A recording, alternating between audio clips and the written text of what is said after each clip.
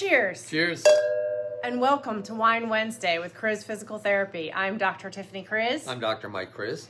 And on this episode of Wine Wednesday, Dr. Mike here is going to tell us a little bit about our injury prevention program and how it can help those of you that may be suffering from arthritis of your knee and would like to continue to play, I should say, your racket sport, and whether that be tennis or pickleball, well into your 90s. So take it away, Dr. Mike. Okay.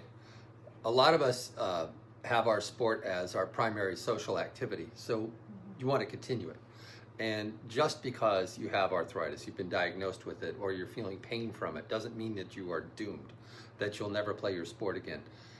And you see people out on the court all the time, or on the course, with braces or sleeves on their knees because they want to continue to play. Mm-hmm. We all do.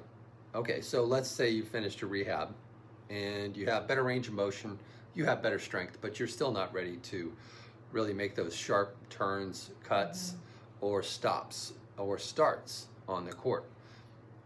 We need to look at the entire structure of your lower quadrant, which is your lumbar spine, your hips, your knees and your ankles, as well as how your thoracic spine moves, your rib cage, and even your cervical spine. If you have adequate mobility throughout your body, you're going to put less stress on the area affected. If you can stop yourself with strong calf muscles or have an adequate flexibility in your ankle, then you're going to put less stress on your knee when you're stopping or starting.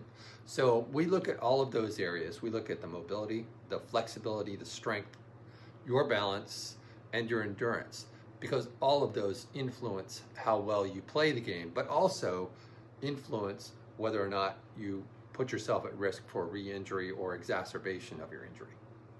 All right. Thanks, Dr. Mike. You're welcome. And cheers. Cheers. Here's to Wine Wednesday. See you again next time.